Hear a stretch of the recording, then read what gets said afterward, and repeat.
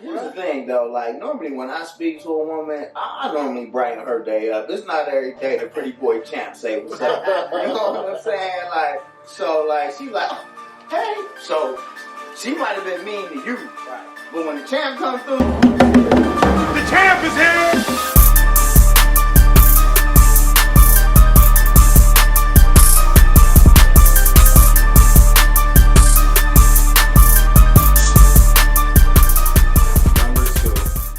Thank you for tuning in last week. Thank you for watching. So, I'm just going to say this. This is pre-recorded, so I have not got to your comments by now. But by the next show, I will have seen and addressed all the comments from week 1. All right, now let's get into it. Welcome to ConsciousByNature, where we talk about it because we live it. And we understand it because we've been there before. That's it.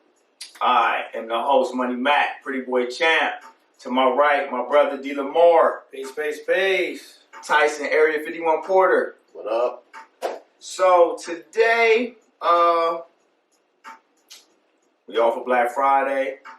By this time, we might already be locked down. So, what you doing? What you doing? We're going to get into some topics real quick. We just want to chop it up with you. I hope your family and everything is good.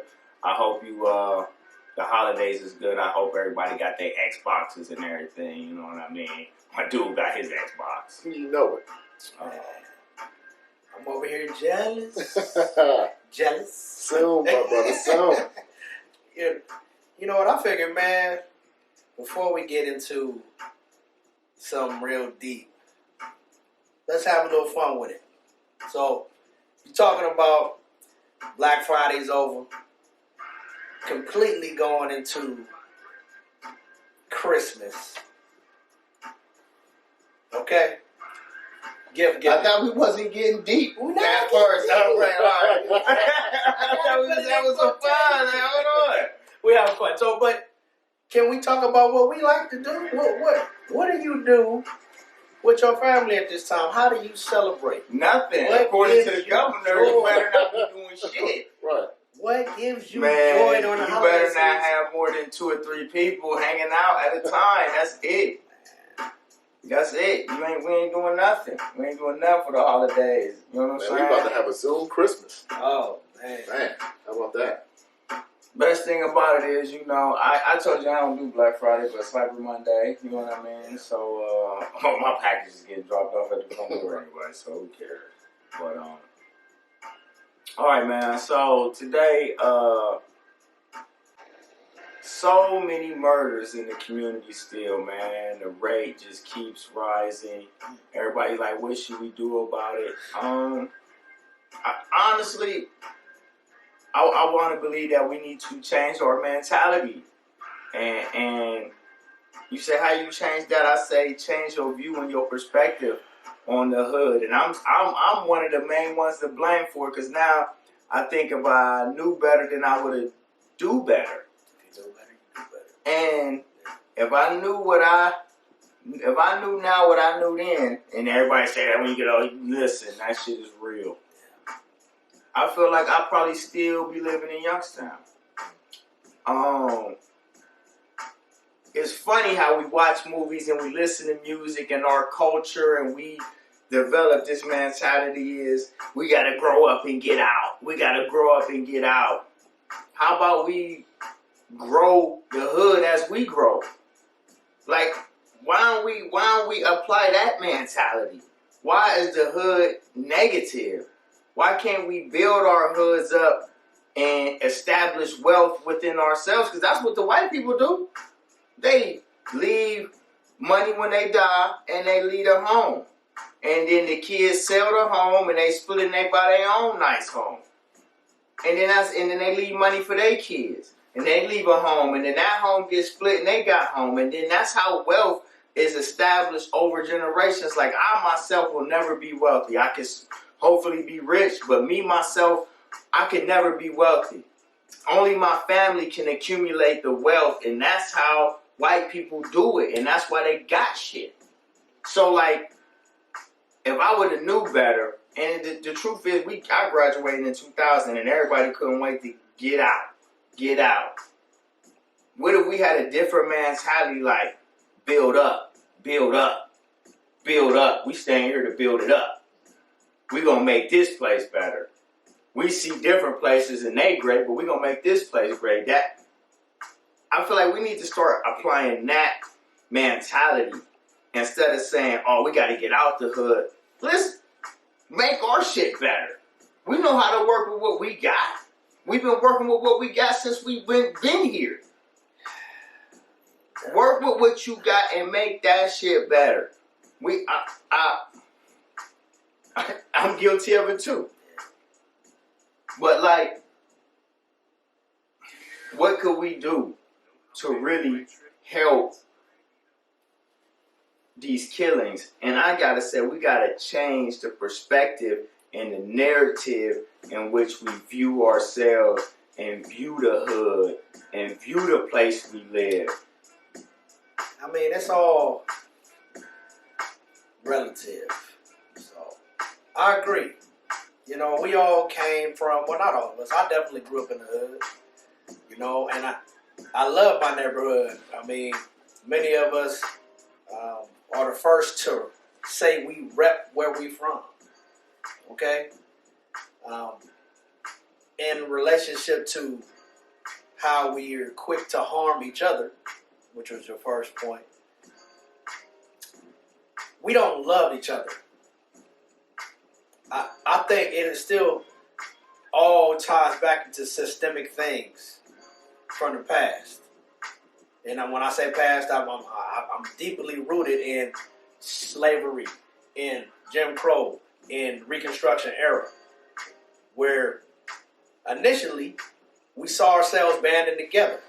We had neighborhoods. Those same hoods that we grew up in that seemed dilapidated and tore down were once thriving black communities that through time, through leadership that was not your own, that wanted you to do bad, took the money out of your areas, took the jobs away from our grandfathers and grandmothers where they were working at a job for 30 years and retiring.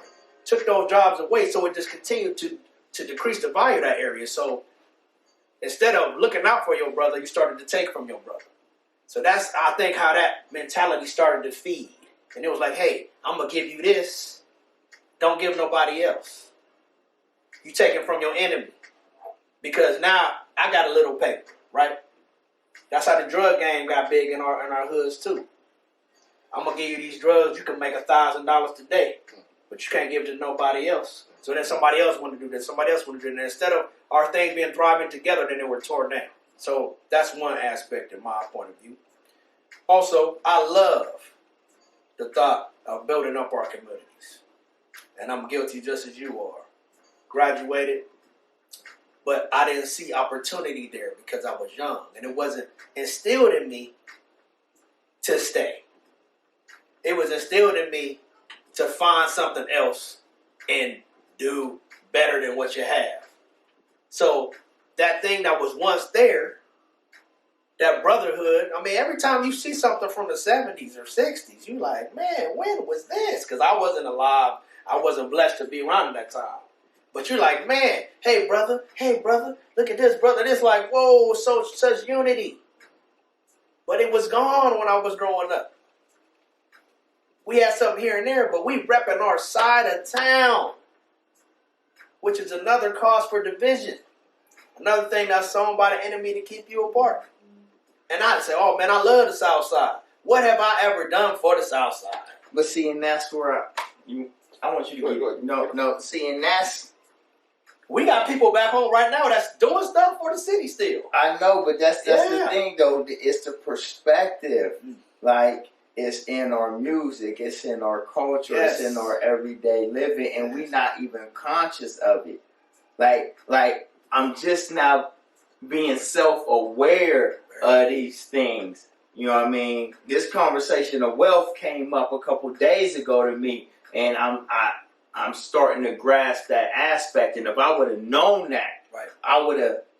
See, and when you talk about them pulling jobs from us and taking from us, it's because we have so long depended on them. Correct. We got to just stop depending on people to take care of us and give us handouts. Like, man, if you want that brother to get a handout, you give him the handout, because you know why? He gonna give him one, and the cost for his handout is gonna be biting your hand. We gotta just have our own, and it's so and I understand we go back to slavery, man, but look, my daddy ain't shit, okay, period, but I ain't him. Right. I ain't grow up with him. That shaped me, but that don't define me now as a man.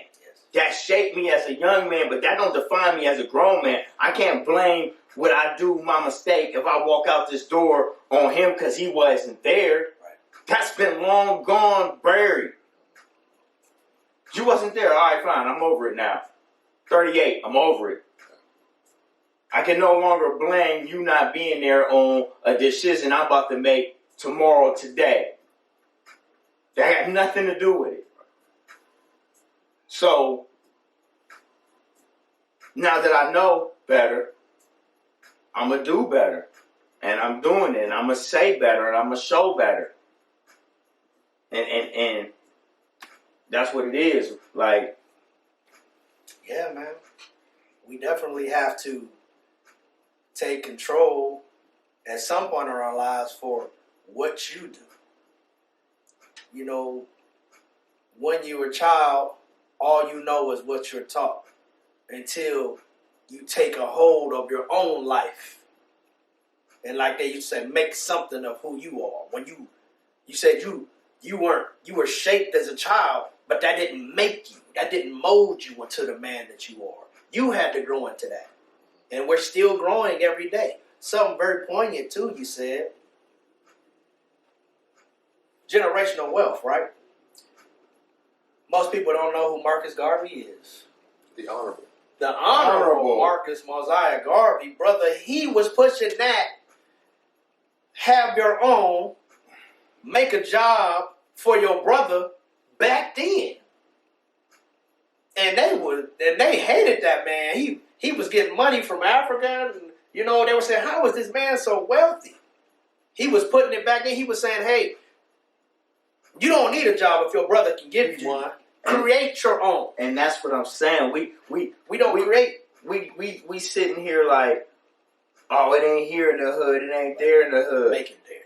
Put it there. Yeah. Make it there. It's yours. You can build it right there. It don't got to be across town. It don't got to be in the suburbs. Your people gonna shop here. You know what I mean? Yeah. It's gonna take a collective, though. You know, it's hard to beat the system when the system's beating your ass. Come on now. All right? You know, it's hard. You want to build the block and build the hood and things of that nature, but then you see a situation like Tulsa, Oklahoma, right? Or was it Philadelphia? Yeah. They burned the whole block. You know, when you're trying to do good and be good, show improve, they will wipe you out and say start from scratch. Yeah. You know, so it's hard. It's hard as hell. But you just got to keep fighting and keep chopping wood, and hopefully you get around with some cats who are like-minded individuals, so you can build your block up, build your hood up, build your spirituality up, build your mental up, build your finances up. You know, it starts. You know, you got to have the right people around you too. Yeah. You know, fortunately, sometimes you don't get that opportunity. Sometimes you don't have the right people around you. Sometimes you don't have your father around to give you the guidance and the structure that you need. So, I mean, man, it's tough. It's tough as hell. But you just got to keep chopping wood. But, see, that's where people like us come in. Like, I was there. I lived that life. I know it's tough. It's super tough. Like, I made a lot of mistakes. You know what I mean? Like, I mean, hell, that's part of life. Yeah. You know what I'm saying? We all make those mistakes. Damn, man, I want to tell y'all a story. And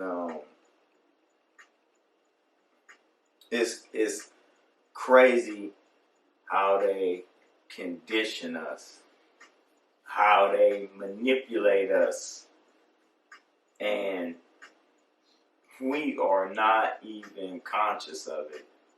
I'm in jail. I ain't never been to jail. I'm in jail. I'm locked up. Got in some trouble. I'm in there waiting on trial, about to figure out what's going to happen with me. And as I'm in there, I'm spending these nights in jail. This is terrible. There is literally people in there, guys in there. Man, you ought to take a deal. Take a deal and get to the joint. Way better than the joint. I can't wait to get out of here. I took my deal. I'm about to ship out in 2 days. I'm like, what? To prison? You want to get out of here and go to prison? Unfortunately, I didn't win, so I ended up visiting there. And I get there, and I'm thinking, I see why guys want out of jail. This is easy. This is easy. Work out, play cards, play chess, do whatever you want. Write, read, sit in your cell, go in the day room. It's plush. Walk outside, smoke. Conditioned. You don't get that in jail. You may be walking inside, get to walk around the pod or something like that. Bunked up. It's a bunch of y'all. Get to the joint, maybe one other person, 2 other people. Spaced out, they make it. So, as a career criminal, you want to go back. Once you caught, I don't want to be here. Right. Let me go there. Right. If I want to do time, you got me. I'm going to do time. I want to do time there. Right. Conditioned that I don't want to be here. I don't want to fight these charges. Oh, you got me? You give me a good deal? I'd rather do 2 years there, 3 years there, 4 years there than do it here. Right. So to make it easy mentally for somebody who's in a different state of mind to be okay with that cycle and going back. And so you be like, dude was out on the street. He just went back. Got jammed up, did some dumb shit, and he back not in jail, in prison because he don't want to be there. wow. You know, if he violate, he gonna go back to the joint anyway, so it don't matter. I'm gonna be in jail a week or so, and then I'm gonna go back, and it's plush and it's cool. And I mean, the way they set it up, they make sure that you set up with a family member, a cousin, a friend that you know, somebody that you can identify with, because they make this thing feel like, oh, everybody fight, man. Cass is in there chilled out trying to get back to their kids, and they, you know what I mean? You got your druggies who still on drugs. It's just like the outside life. Ain't no different. Yeah, you get your tussles, your fights and stuff like that, but it's fights out here too. Like Cass in there playing cards, playing dominoes, drinking coffee, smoking Black and Miles, writing they wives, writing they girl, and it's plush. That's why I'm sorry, I didn't mean to cut you No, off. go on. Because I would hear cats, man, I'm trying to get back in. I'm like, why would you want to go back in? Why would you want to go back in? But not knowing how plush it was. It's more difficult, I've heard, out than it is in. You got 3 meals.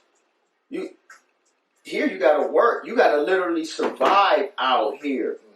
When you 15, 14, been a career criminal, and people have literally been taking care of you, and you literally been taking orders for all this time, you are conditioned to that lifestyle. You are conducive to that. So now you don't want more. No. You don't even know there is more. That's the key. You don't know. It's not that you don't want more. You don't know there is more. And they make sure of it. That you don't know. And if you do, you gonna want this. And let me tell you something. in those prison libraries, it's either trash on the stands or some of the most intellectual information you ever want to read. So either you read in trash, or if you're not intelligent enough to comprehend what's in that other book, it's no good to you. Wow. So they put trash, and that's why you see some guys come out and be like, yo, he changed so much because all he learned and taught himself. He literally taught himself to be an intellect. He had to, because that was the only information provided for him. So you got flashy garbage, made up books, and you got intellectual material. And you got to be able to choose and distinguish what you want while you're there. Well, such is life. You know, it's the same with even outside. Man. You have to choose. Right. Do I want to deal with the trash of the world, or do I want to educate myself and grow? You know, you have to make that decision, whether it's prison or out in the real world. You know, so such is life. You know, I mean, I think that's definitely. I want to see. Thing that like depresses me. I mean, you brought it up as a topic today. Is like just the fact that we don't put back into our own city. Like my house that I grew up in is gone, man. When I drive back home, it's literally just for funerals every single time I go. My entire neighborhood is blocks of empty grass fields where houses used to be. You know what I'm saying? And like you said, when I grew and I gained some wisdom and I truly became a man, and I'm going to tell you, that wasn't in my 20s. I was in my 30s before I started really feeling like, man, I truly have ascended to adulthood. My thought process is so much different. My consciousness started to come about things that were beyond myself. We talk about, like you say, like wealth, started with that. Generational wealth, which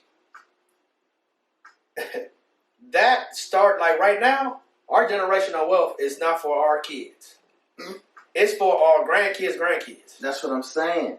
So if you want to be rich, like you said, you might not be wealthy, but I might be rich and not be content with that. That'd be good. The oppressor, when they started this systemic things on us for all of these years, that house that they given to their kids is paid for. Many of us don't know a family member that got a paid for house. And if they do, that house might go to their kids, and their kids might tear the house up because they don't understand that the house itself is the wealth. And that's what I'm saying. We do have to get to that point. And bringing it up on this show, we're going to have people talking about finances. We're going to have people talking about education. We're going to have people from businesses that we know that they can empower us and show us things to help us grow. So that's going to be coming up on some shows on Conscious. Matter of fact, man, you know what? We're going to have us a guest next week. Leave a comment on what we just talked about, man. Let me know if you agree, disagree. Give me your point of view. Tell me your story. You know, I mean, we all come from somewhere. Man, we all come from somewhere, man. We all have a story to tell. Yeah. I'm going to bounce it over to Tyson 51 Porter. Give me some relationship talk, man. Let's lighten it up a little bit. You know what I mean? We delve deep real quick, so let's lighten it up a little bit, and you know. Well, listen, man. You know what I'm saying? Is it ever okay to go through your significant other's phone? If you ask my wife, she gonna say yes. I think my wife would say no. If you got a relationship and you feel like you need to go through their phone, you don't trust them. Right. How stable is your relationship anyway if you feel like you have to do that? Now, see, I don't wanna like twist words, but he didn't say have to. He said, is it okay to go through your significant other's phone? Like, now, if you feel the need that you have to go through the phone, then that's a different question. It is. Is it okay? And Yes. I mean, like, listen, I pick up my wife phone all the time. Like, yo, I need to Google real quick. My on the charger. Straight up. I do something. Like, she pick up my phone all the time. I'm like, yo, text him back for me. Straight Search this for me. Right. Like, I feel like it's okay to go pick up and go through your partner's phone. Like, okay. Now, using it and going through is different. oh, you saying go, okay, now I'm changing it up. You pick that joint up and be like, who is this? What is this? Yeah. I mean, I don't got nothing to hide, so shit, go ahead. But if you did it, I'm going to be like, what you doing that for? You got something to hide? Right. Let me see your phone now. No, I still wouldn't care. But I would be on something like, man, you don't trust me. I can feel it. I mean, this is a trick question. What's your answer, question, man? What's your answer? Man, sometimes, man, you go to the phone, you might see something that you don't like. It can change the whole narrative of your relationship. I've been there. I've seen some shit that I thought my relationship was good, and that shit went left because I saw some stuff. Right. But yeah, I mean, I think, if your relationship's tight, yeah, go through the phone. See, me personally, I ain't going through that motherfucker, man. I literally really don't even have the time.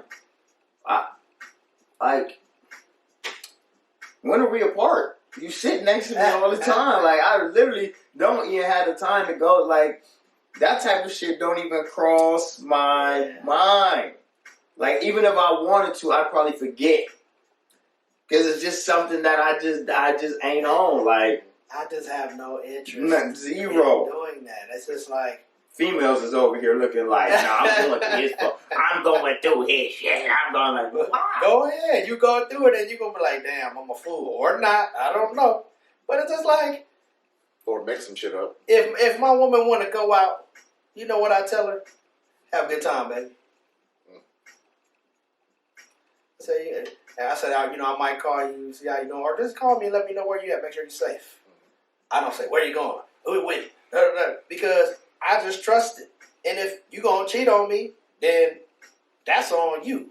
Right. And that karma is a motherfucker too. I mean, for real. I can't waste my time sweating and worrying about who you being with and who you dancing with and all that other shit. That's too much. Just you saying that is just like, man, that's a lot. You know what I mean? You come I'm home, trying to watch the game here. You come home at 2 in the morning, you'll see me still on the bed, or I'll be sitting up watching TV. Hey, you had a good time? All right, baby. Cool. Yeah. Nah, 2 in the morning, I'm asleep. I didn't text you at 12:30 like I'm about to go to bed, man. The fight is over. It's over. The fight is done. You're not here. I'll see you when you get here. Well, check this out, though. Okay. So we talked about it's okay to go through, your significant other's phone and whatnot. Let's take it to social media. Is it okay for your significant other to post sexy pics on social media? Yeah, why not? Fuck it. Like, this is the thing.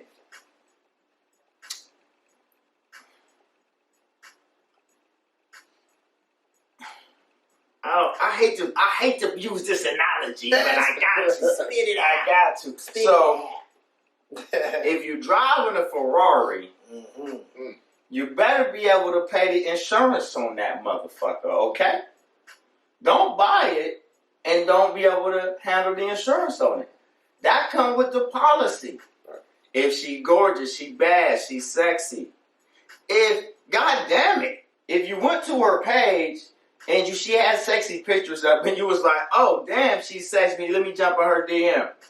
Why in the world, now that you her man, should she stop posting sexy pictures? That's stupid to me. Ain't that how you met her? Hey, ain't that what she been doing? I say it all the time. I don't want nobody to know nobody else want. So if you see my woman and be like, ooh, she bad, I'm like, yeah, she bad. And she mine. So I'm not worried about shit. To be for real. I mean, if you go over there and be like, that's your woman?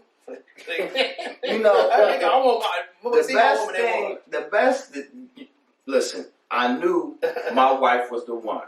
Okay. I took her to the family cookout. And my uncles was like, Yes, Lord. I stick my face in her ass. nephew, that's you? I knew you was gonna say Nephew, that's you? Yeah. Yeah, that's me. Nigga. That's the confirmation you need. Yeah. Nephew, that's you? Nigga. You know, social media, man. It's a tricky tool, ain't it? Oh. I mean, pictures get posted. Okay? You say sexy pictures. Like, I ain't gonna have my woman on there in no little nothings. Like, that's nothing. But she take pictures, she pretty, and she might be getting dressed, and I look on her sometimes, I'm like, oh, okay. But I don't worry about it, man. It too much stress in your life. If you got to worry about what she may or may not be doing, why you with her? That's my thought. Like, I ain't worried about But that. you know why? You know why they with her? Because they bought that car and couldn't pay that insurance. Right. Now you worried about that insurance bill every month because you can't afford this motherfucker, man. And I'm Like, if you gonna drive it, the insurance high as fuck on it. You want that bad, motherfucker? Guess what? How many hollers she gonna get from sitting here with you to her and her girls getting up and walking to the bar? You know how many hollers she about to get? You ready? I'm ready. Oh my goodness. This place is off the hook. Soon as they see her leave your side, they know she with you. They know. like, They don't care. Because I did that. Right. I'll be like, oh, that's her. Okay. Okay. If I don't know you, I didn't care. That's just the real deal. They gonna shoot they shot. Two, out of one. Here's Jordan. Like, don't you understand this? Right. If you have a bad one, niggas gonna look. That's gonna holler. And I ain't even gonna say men. All men gonna look at your woman. If she bad, all men gonna look. Hell, women gonna look at her. Right. Pay your insurance. I say that all the time. Like, man, I feel for women. That's like sometimes you see women and they got a bad attitude or something if you try to holler at them. Man, think about how many times in a day, every day, they may be getting hollered at. Like, every day? Especially if you're attractive, like that's a lot. Here's the thing, though. Like, normally when I speak to a woman, I normally brighten her day up. It's not every day the pretty boy champ say what's up. You know what I'm saying? Like, so, like, she like, oh, hey. So, she might have been mean to you. Right. But when the champ come through, she's like, The champ is here! the champ is here. The champ is here. Thank you. All right. So, no, but okay. That's a good question, Ty. I got a funny story. And this all I do is tell stories Look all at the this time. guy. Right? Don't get, wait till The this money dude get old. Nigga, good time. Hey, I got another story. Y'all got time. Y'all got to go understand. If you like the man's stories, hit the like button. Hey, man. So this is about 3 weeks ago. I'm in the gym, and this circle back around how it's hard for women. Okay. So I'm in the gym, and I'm doing this little workout. So I'm squatting and benching. So I bench. I go to the squat rack. I do my squats, and I got to come back to the bench, right? So I get there. I normally warm up. I do my warm up. You know what I'm saying? 100 push-ups, 100 pull-ups. That's my warm up. So I do my warm up. As I'm warming up, dude come get on this bench on the end. So I warm up about 15, 20 minutes. I go hop on the bench next to him. I do like 6 sets of bench. Hop off the bench. I go to my squat rack. Go to the squat rack. I'm squatting. Now, this is like a Tuesday, so it's like a decent amount of people in there. And if you ever been to my gym, Lord knows there's some bad ones in there. I mean, goodness gracious. They are like, I mean, they cold all through that thing. Yes. So, I'm at this squat rack. There's 2 other squat racks over there. Dude sitting on the bench right here. And it's just like a rotation. women that just, it's like 2 chicks come over there on the squat rack, and it's another girl here on the squat rack. Then it's another 2 that come over, and it's another chick on the squat rack. And dude is literally on some straight pervert. Like, every time I get done squatting, I turn around, I look, and he on the bench like that.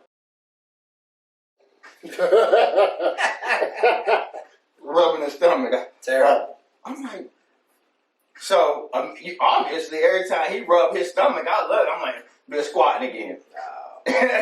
He rubbing his stomach. Control yourself, pimpin'. So I don't normally do this type of shit, man. So I mean, I got weirded out my damn self. So I just go over to him, and I'm like, yo, scare the shit out of me. How much longer are you gonna be here? Oh, I got one more set. I said, hurry up, pervert. Straight up. Hurry up, pervert. Straight up. Man, Like, on some, like, called him out. like, dude, Yeah, you tripping. are you serious right now? Yeah. They bad, okay, look at they at Make whatever. people uncomfortable. Come on, man. You making me uncomfortable. I'm over it. Get your pervert ass out of here. Come on, you know what time it is. Be conscious of the situation surroundings, man. Don't be in the gym. Yes, there's beautiful women. I've been to your gym. It's wonderful. All right? But I'm not going to have my day. Wonderful. I'm not going to be gawking and acting a slap fool because I see a beautiful woman. Get your set done and get out of there. Damn. All right, man. That's it for us today, man. That's it for us. We had some good stories today, Uncle Ty. Yeah, you had some good stories stuff, today, though, man. no doubt. But I hope that first topic, I hope y'all took heed to that, man, and y'all really think about that, man. Building up our neighborhoods and the hood is not a negative place. You know what I mean? It's home. You know what I mean? And home is what you make it, man, and it could be so much more. We just make it that. So Black unity is key. You know, growing ourselves. If you left like we did, you know, but you still bringing positive things to your people. Shout out to the city. You know, when send love back there. That's a help. Do something where you are right now. Do something. Just like you said, we're going to have guests on this show. We're going to have a guest next week. we bring somebody next week. I'm calling somebody right now. I'm about to call them. Black business. Yeah, I'm about to call them. Support. All those things help to bring a narrative of generational growth and knowledge to our community. Because when that little kid sees you frequenting that black shop or watching this show with you and learning about things for credit, for, like I said, black business, for educational purposes, anything, that helps them know that they can see themselves doing the same thing. That grows their consciousness at a young age. That's all I got, man. Closing remarks, Mr. Porter? Closing remarks, man. Subscribe. Hit that button, that red button that says subscribe, man. Throw us a like. Hit us in the DMs or in the comment sections. Let us know how y'all feel about the show, man. And we'll be back next week. Oh, yeah. We coming back. You can't get rid of us. That's it for us, man. Conscious by nature today. I'm exhausted, man. I spent a lot of energy today. Poured my heart out today, man. It was some touching, some stuff that was on my mind today. I felt like just had to be said. So, like, subscribe. Conscious by nature. Yeah. The host, Money Mac, Pretty Boy Champ, Big Brother D. Lamar, Tyson area, 51 Porter. Stay conscious, everybody. We out. Yeah.